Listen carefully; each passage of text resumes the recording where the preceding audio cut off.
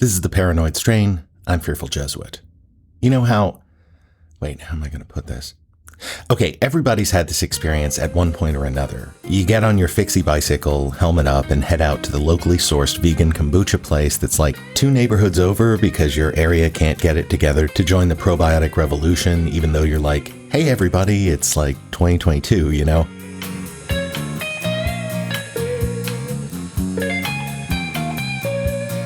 But you actually secretly love the ritual of going all the way to Booch Boys, even though it's like a 15-minute ride away, because you know you're going to get to sample all the new flavors, and you'll get to chat with Francois behind the counter, who just knows like so much about fungus-based fermented beverages that you can just get hypnotized listening to him talk about developing and nurturing a SCOBY. And you know on some level it's all intertwined with this unspoken competition you're having with your wife to be the one in the relationship who has the most knowledge about kombucha.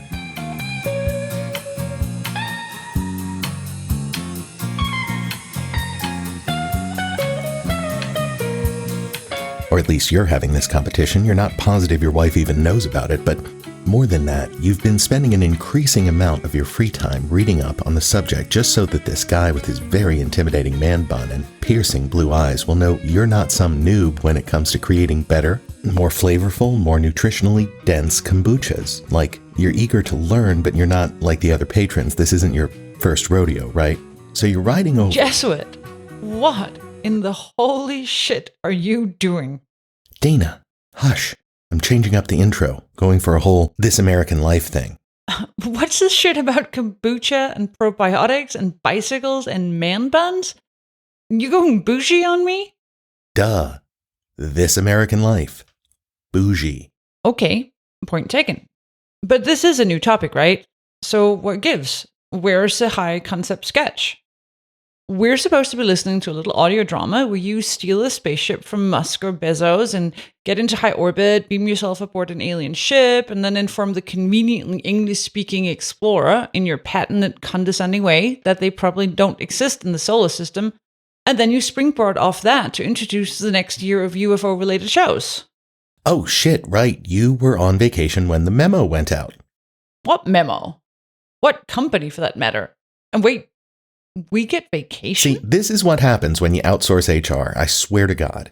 Anyway, what it is, Dana, is that we were going to do UFOs. We were all geared up to play the audio we recorded way back in 2017 with the Roswell tour guide walking us through those events, eager to recount the full day we spent in the little A. Lee Inn restaurant and bar on the outskirts of Groom Lake, aka Area 51, cracking the books to research everything from ancient aliens to Barney and Betty Hill. So what happened? Well, in a sense, January 6th, 2021 happened. I know we already covered this in some depth. Some depth, here meaning via 2.5-hour rock opera. Yes, the 9116 album, available in 2 parts in the RSS feed. Thanks for the reminder, Dana. But while that magnum opus covered a lot of ground, it also got us thinking about how absolutely different our world feels today than it did when we started this show 5 years ago. Sure, the Capitol riots were a major inflection point. But the broader story seemed to be how QAnon, in spite of Trump's election loss, the total failure of the storm of arrests, prosecutions, and executions of evildoers to ever materialize, and the silence of the original QAnon poster amid domestic and international turmoil. In spite of all this, QAnon continues to crop up all over the place.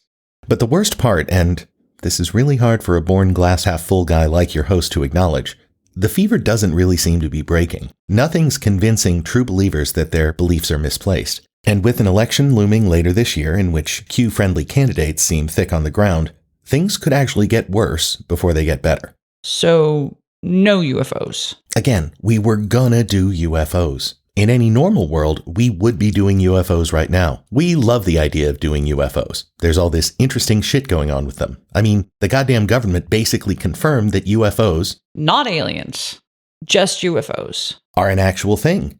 But we're not in a normal world. Some have called this the worst timeline, which, even given recent events, seems harsh. The worst timeline is actually one where those weird-looking, unkillable microscopic tardigrades suddenly, inexplicably grow to dinosaur size. Plus, Trump gets his reality TV show back.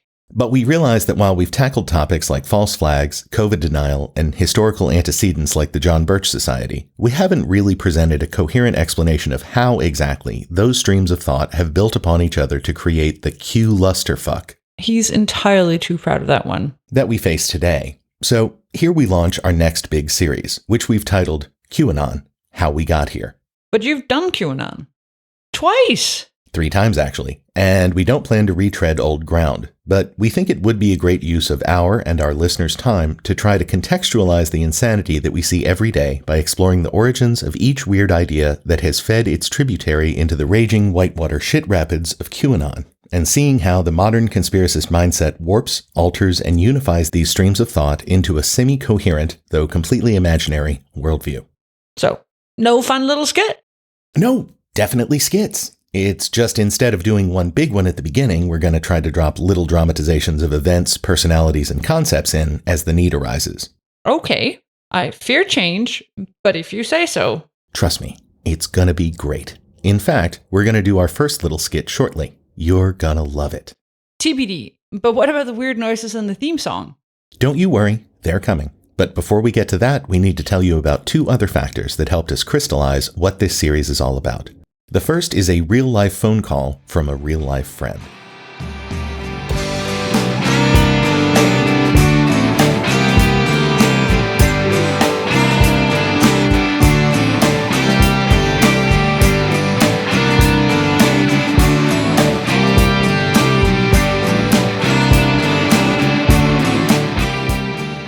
That call came from one Brendan Greeley, boon companion since 1993 and a journalist of long standing. Rather than read you his resume, I'll let him introduce himself.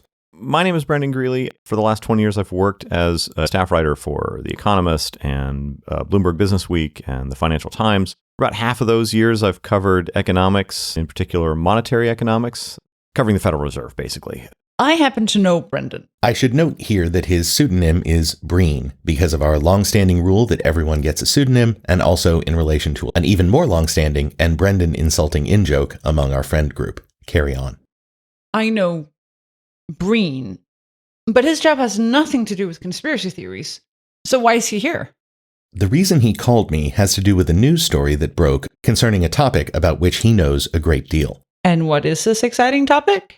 It's the Federal Reserve. Wait, I hear all of you out there right now positioning your fingers over the skip button, and I know you want to get to the QAnon insanity, but please bear with us. There's a method to our madness, and it turns out that Breen's experience with the Federal Reserve gave us a whole different angle on this series. Anyway, back to the man himself and why he's uniquely qualified to take us on this journey. There's a sort of specific breed of journalist, and once you specialize in this thing, it's very difficult to leave. You cover the Federal Reserve, and you sort of understand all the things that the Federal Reserve says, and you understand the manner in which it says them, and the schedule on which it says them. And I left that job to write a book about the history of the dollar, which is slowly grinding me into a fine paste. And the work I did about the history of the dollar turned me into a historian, so I am now getting a PhD in the history of money. The joke here is I am an ancient and dear friend of the fearful Jesuit, which should make you suspicious that he's just talking to his buddy. But it actually turns out that if you were going to find a person who was going to think critically about the Federal Reserve and the history of why it matters to America and the world and the significance of what money is and why it matters to every single one of us, if you went in search of that person, you would likely find me or about 2 other people.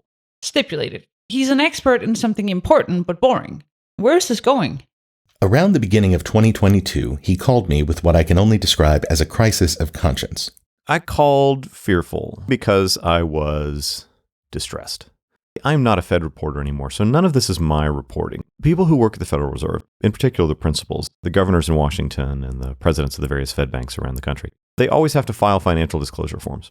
And what would we find on these financial disclosure forms? Just sort of what stocks you own, whether you own individual stocks, whether you own funds, how often you trade, when you trade, do you make major trades, are you making individual stock trades, or are you just rebalancing? This is, I think, pretty standard practice for appointed federal employees. I'm not sure exactly what the practice is. I'm not even sure, to be honest, whether the Fed is legally obliged to do it. But it is a longstanding practice because if you make decisions about interest rates, which is what the Fed does, then obviously that can affect the value of stocks that you hold or bond portfolios that you hold. And so we should know whether you're making trades based on these decisions. The Wall Street Journal reported that the president of the Dallas Federal Reserve Bank held relatively large amounts of individual stocks and was making trades on them. And, he was eventually forced to resign. Wow, that sounds like a huge deal. One of the guys who runs a regional federal bank with insider information about what the Fed might do in the future was trading stocks in his own account? That's got to be illegal. Was he brought up on charges? It did become kind of a scandal, at least, as Breen noted, the Fed president in question resigned shortly thereafter, but he didn't do anything illegal. He didn't do anything that at the time was even sort of against the practice of the Fed. And this is what I think is so interesting about this. So it turns out this was also true of the president of the Boston Fed, had been making individual trades. Eventually, some, let's call them inappropriate trades, showed up in the financial disclosure forms of a Fed governor as well. This is sort of one of the people who sits on the board of governors of the Federal Reserve in D.C. Very powerful position. Let me make clear again, none of this was illegal. None of this was even, again, by the standards of the Federal Reserve's own bylaws, inappropriate. It just all looked kind of bad. Wait, so this wasn't against the rules, even though these are the folks who set the interest rate? Correct. And all of them had properly disclosed these transactions. Nothing illegal. It just, as noted, looked kind of bad. But just to confirm we're tracking here, those who are directly able to influence the policy of the Fed are not restricted from making trades in their own portfolios of holdings in companies that will be directly impacted by that same policy, and they can do it before the policy is announced. Now, this is only half the story. The other half is how the Fed treats anyone from outside the organization to whom it provides special access to sensitive information. And again, sensitive information when it comes to the Fed basically boils down to what, if any, action it's going to take on interest rates. Right. And for those of you who don't follow the business news, the Fed has a meeting at which it decides what, if any, changes it's going to make to what's known as the federal funds rate, the rate at which it lends money to a number of big banks. This rate, in turn, has impacts that ripple throughout the economy. We're going to explain more about how that works later. Do you have to? Yeah, we do. But we're going to try to make it fun. Ooh, good luck. Thanks. For right now, just know that there's a particular day when the Federal Reserve announces the new rate. And the thing is, until the moment that this information is made public, it is ultra, super special, double top secret. But of course, the big news organizations, especially those focused on business, want to be able to print an analysis of whatever action the Fed has or hasn't taken as quickly as possible after the news breaks. This is where reporters, including at one time Mr. Greeley himself, come in. Having been a Fed reporter myself for many years, I am familiar with what it takes to be there for a decision as a reporter. So the Fed, when it releases its decisions, the second the decision is made public, there are massive moves in financial markets adjusting to the new reality that the Fed has created. To allow reporters to process what's happening before the actual decision is made public, they let us go into what's called a lockup. This gives you a chance to think about what the Fed is going to do, think about how it might be significant for financial markets, think about whether it's a real departure from what they've been doing before or not, and compose 500 words of what you think is happening that can be released by your own news organization at the same second this decision is made public.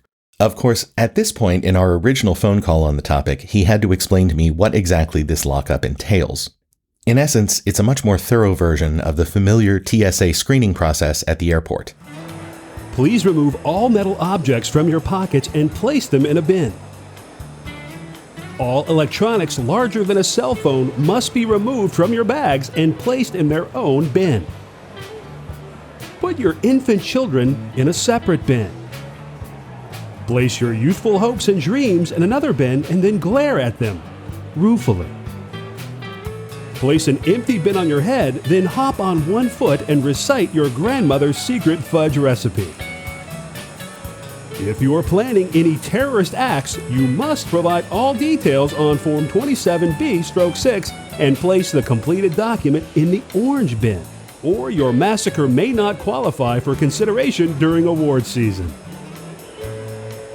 Please remove your shoes, belts, artificial limbs, genital piercings, and a minimum of 38% of your personal dignity and place them all in the bins.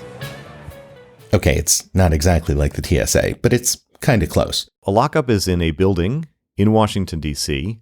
that isn't even the Fed's building. While you are in the lockup, you've got no communication with the outside world at all. You have to go into a basement, surrender your cell phone, surrender all electronics. You walk in with paper and a pencil.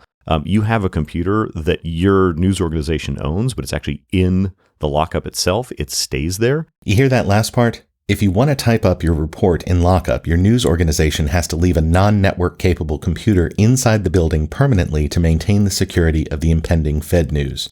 I can't really actually even go into too much detail on what the lockup is. Just know that you show up an hour and a half ahead of time to make sure that you get through all the procedures, to make sure that you aren't getting the Fed's decision an hour ahead of time and quietly passing it to somebody who can make a ton of money on it.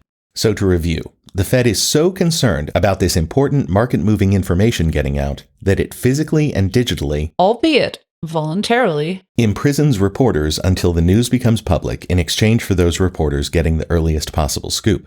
But there were essentially no rules in place to prevent those who literally formulate and vote on the Fed's decisions from trading equities that are impacted by those decisions whenever the fuck they want.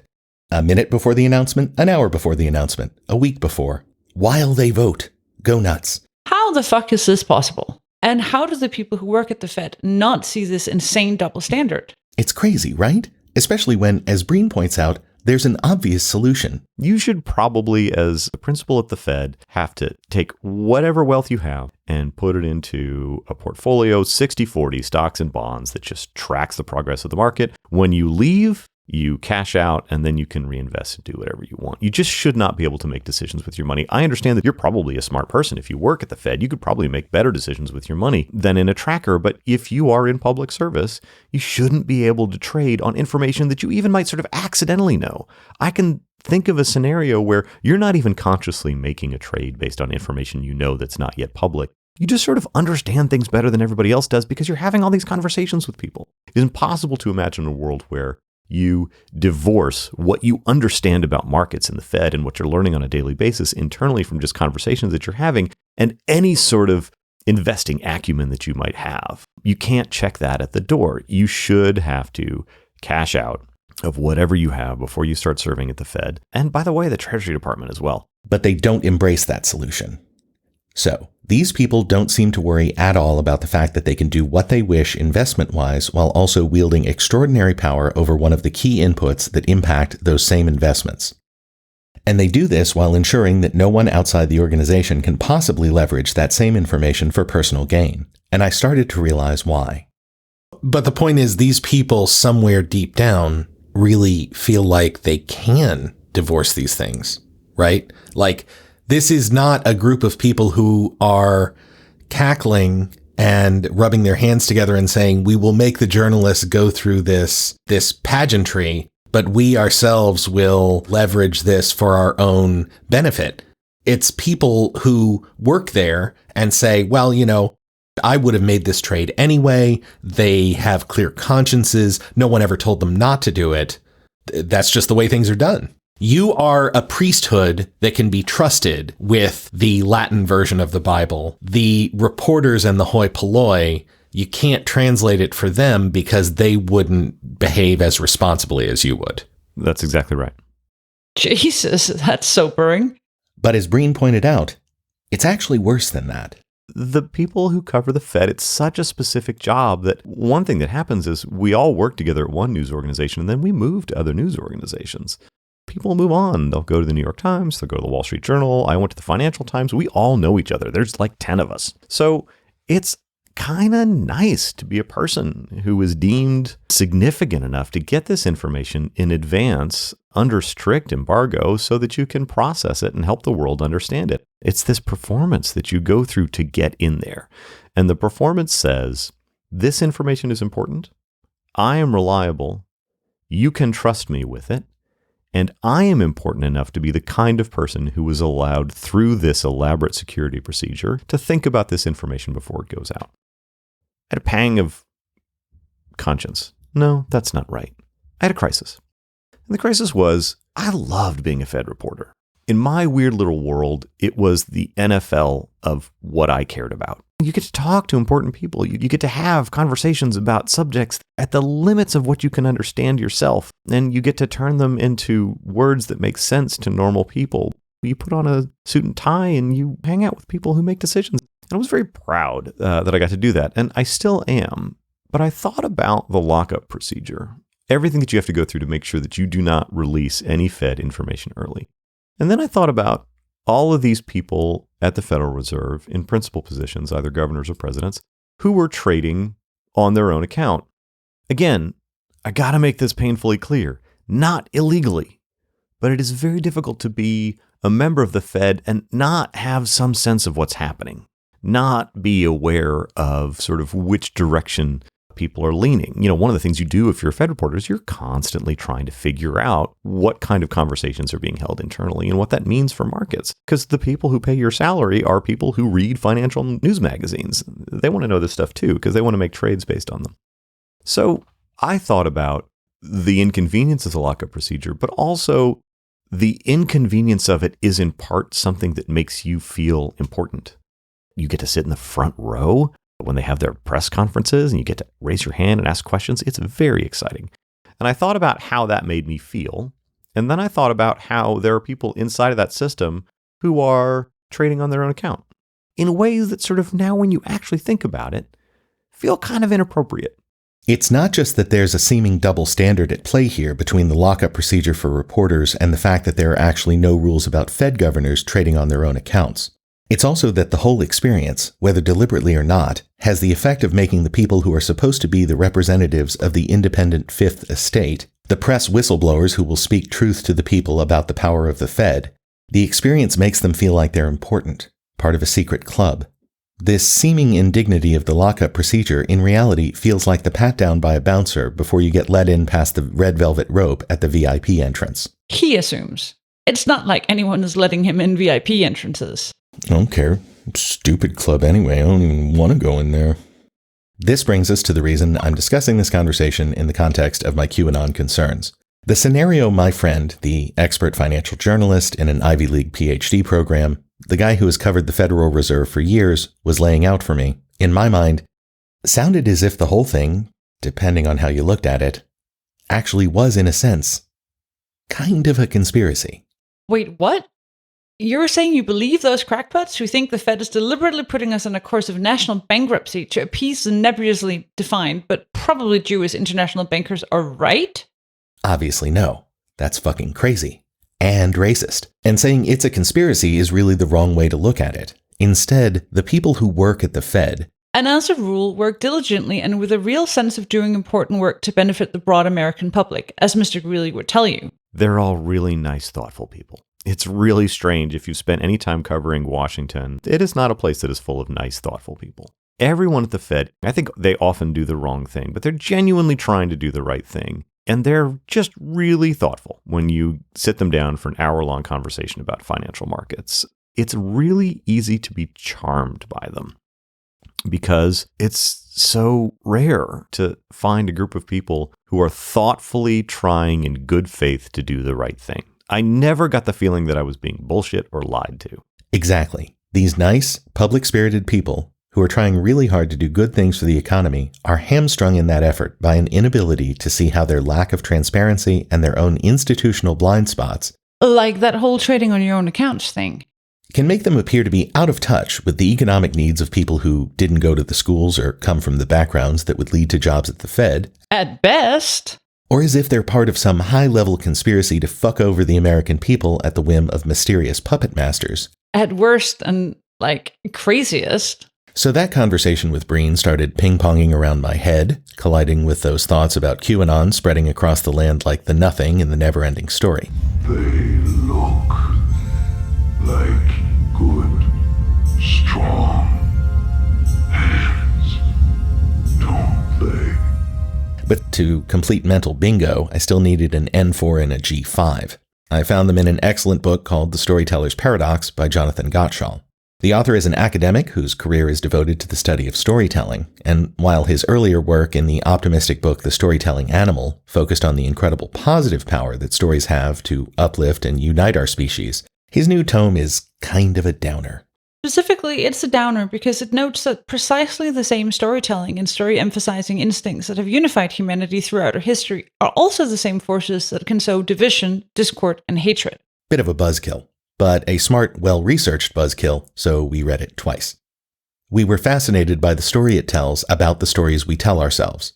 And specifically, it's about why storytelling currently seems to be making so many of us totally nuts. It was about the dark power of stories to shape our minds in ways we can't always detect. Weird mid-century panics about brainwashing, the hilariously terrifying rise of Qanon and flat earthism, the epidemic of mass shootings, deep dives into the artistic processes of some of the world's best and worst writers, the polarization of American society down clean narrative lines, along with reams of research on how our brains shape stories and are shaped by them. This was all in pursuit of a question. Why at this very moment do stories seem to be driving our species mad? The answer, as it turns out, per Gottschall, is that while we named ourselves Homo sapiens, Literally translated as wise men, a more appropriate name would have been Homo fictus. that is, the storytelling man. And that's because our most notable distinction from the other primates, that is, our ability to communicate complex thoughts through language, while also imagining reality from the perspective of another, is uniquely suited to the telling And believing. of stories. But surely just hearing narratives can't sway us that much, can it? Like puppies or rainbows, stories are one of the things that we all agree make life better. And this instinctive, unconditional infatuation is now being reinforced by a pan-cultural movement celebrating the transformative power of storytelling in business, education, law, medicine, self-improvement, and many other domains of human experience. But this wired-in lack of suspicion endows stories with a power that's stronger than rational argument and more irresistible than hard facts. When people are asked if stories influence how they think and act, most say, not so much. Ironically, our bozo confidence that storytellers don't sway us is exactly what gives them such sway. Sometimes for the better, but often for the worse. Okay, but if narrative is so powerful, surely it's true that it is largely a force for good. I mean, as Gottschall himself notes, humans have conquered the planet largely due to our ability to craft, deliver, and act upon narrative stories. Story raised us up as a species. Our narrative capacity helped a soft, weak, insignificant hominid gain dominion over the planet. But now, we're living through a big bang of storytelling, a shockingly rapid expansion of the universe of stories in every direction. We're living in the age of social media, peak TV, 24-hour news channels, and skyrocketing total media consumption. The sudden evaporation of technological barriers to entry means that any person who wants a communications empire can compete for one. We can disseminate print, visual, and oral content instantaneously through a network with global reach, something that even major media companies couldn't match a couple of decades ago. And in this era of massive technological and cultural upheaval, story threatens to derange our minds, maroon us inside different realities, and tear our societies apart. So, sounds like our storytelling and believing ability cuts both ways. Indeed. Humans are the animal that uses story like a tool. Stories function as mental tools that we use not to modify the world around us so much as the people around us. A storyteller asks, how can I sway people? How can I get their money? How can I gobsmack them with the beauty of life? How can I convert them to my worldview? And story, fiction, narrative nonfiction, and everything in between is the natural lever used to move an audience into harmony with these goals. Like all tools, stories have proximate and ultimate purposes. They do X for Y. A hammer is proximately for driving nails, but ultimately for making something, say a table. At a proximate level, stories also fill a variety of roles, including entertaining, teaching, and producing meaning. But these functions are part of the larger sway-making function of storytelling, not distinct from it. Stories are influence machines, with predictable elements designed to seize attention and generate emotion toward the ultimate end of gaining different types of influence over others. As Gottschall notes, the biggest problem is that our evolution didn't prepare us for an environment where everything around us, from our social media newsfeed to detergent advertisements, are trying to tell us stories that leverage thousands of years of human understanding of psychology to make us act in specific ways. Whether that action is buying gain to get out tough, ground-in stains, or assaulting the Capitol building based on an imaginary belief that a national election was corrupted by mysterious, untraceable forces. Two media researchers from Stanford University, Clifford Nass and Byron Reeves, call this deep confusion of media with reality the media equation, and it's easy to grasp even if you stink at math. Here it is. Media equals real life. Nass and Reeves note that the human brain didn't evolve to cope with an environment saturated with realistic simulations of people and things. Our brains completed most of their evolution back in the Stone Age, when there was no photography, film, or Dolby surround sound. So when we see convincing images of humans or convincing simulations of human life in stories, our brains reflexively process them just like the real thing. But there's more to it than that. Because according to Nass and Reeves' data, people are nearly as bamboozled by purely text-based and oral forms of storytelling. Humans have been storytelling animals at least since behaviorally modern humans emerged around 50,000 years ago. Our tendency to get swept up in stories as if they were real cannot therefore be wholly ascribed to a mismatch between Stone Age minds and modern entertainment technology. Jesus, that thesis sounds bleak. Indeed it does. And again, it's the kind of medicine your host is not particularly suited to swallow with a smile. I'm an incorrigible optimist. Evolved monkeys got to the moon a few tens of thousands of years after we started making stone tools, my brain tells me. We're probably going to figure out a solution to our current problems. But the thing is, rather than fading away, it seems in many ways that QAnon is eating other conspiracy theories and swelling its ranks with credulous believers from all corners. From COVID vaccine hesitation to the 2020 supposedly stolen election, from the Epstein story to the invasion of the Ukraine, from school board meetings to the halls of fucking Congress, QAnon is becoming the one ring to rule them all. And in the darkness, find them. But don't listen to me, a dedicated QAnon skeptic. Just ask QAnon prophet Dave Hayes. In fact, I think Q is going to prove to be the end of all conspiracies. Conspiracies exist because people don't accept the official sanctioned narrative on historical events, whether it's JFK assassination, 9/11, the Sandy Hook, whatever. People just are reluctant to accept official explanations. So they develop an alternate theory.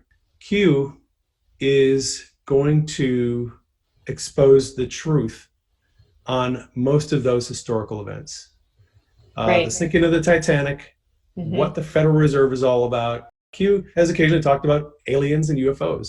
At some point down the road, Q is going to have shined a light on a lot of subjects of interest to a lot of people and will have probably put to rest the debates on a lot of those subjects.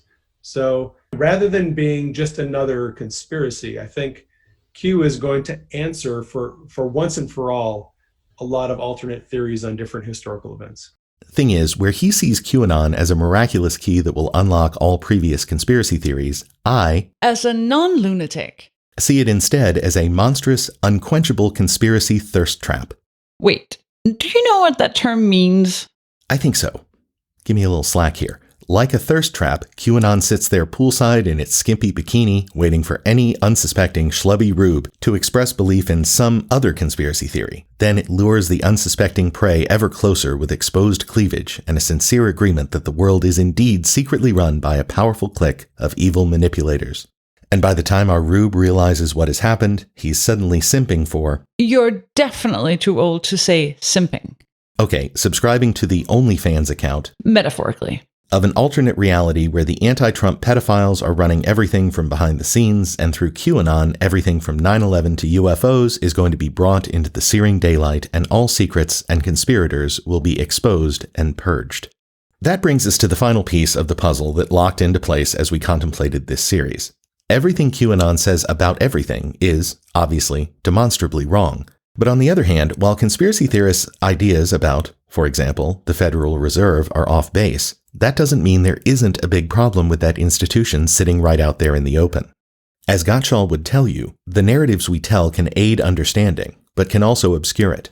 And by creating crazy pants Looney Tunes stories that are dismissible out of hand, the conspiracy theorists, and especially QAnon, may be making it harder for non-crazies to see and address actual glaring problems. Because if everyone concerned about the Federal Reserve is harping on fictitious issues, it makes the real issues almost impossible to address. What we're saying is that this year, instead of just ridiculing the conspiracy theories, we're going to find out the real issues that those conspiracies may be obscuring. QAnon is nuts, but you don't have to be crazy to notice that many of our policies, institutions, and the other pillars of modern society may not be working for the benefit of the general public as well as we would like them to. So we're going to cut through the bullshit and also try to explain how a more sensible critique of our topics might work. Okay, groundwork laid. And so let's tie this introduction up in a bow by getting back to my original This American Lifestyle kombucha story. Fuck off. There is no way you're going to salvage that bullshit. Ye unicorns of little faith. So you finally get to your kombucha place, and to your utter shock and horror, it's closed. Like, not for the day. Permanently. Windows boarded up, for rent signs posted, cobwebs growing in the eaves. And you understand immediately exactly what has transpired. Your favorite kombucha place has been displaced and dispossessed by the evil forces of capitalism. Maybe the pharmaceutical companies finally saw the writing on the wall and used their influence to shut down a vendor whose life-supporting elixirs impinged on their monopoly over what we in the developed world laughably call healthcare. Or maybe the local breweries were threatened by a gluten-free and more eco-friendly alternative to their fizzy, hoppy poisons and moved in to destroy it. Or maybe kombucha tastes like you strained rotting Kool-Aid through a gym sock, and therefore nobody wanted to buy it, no matter how impressive the man bun behind the counter might have been. Yeah, upon reflection, it's probably that last thing. But QAnon, more rancid and repulsive than any kombucha, continues to spread and absorb every conspiracy theory in its wake. Which is why we're launching our new series, QAnon, How We Got Here. Over the next God knows how many episodes, we'll trace all of the conspiracy threads that led to QAnon, as well as the new nonsense that's sprouting in Q's unfortunately fertile manure. And so, we welcome you back to the Paranoid Strain.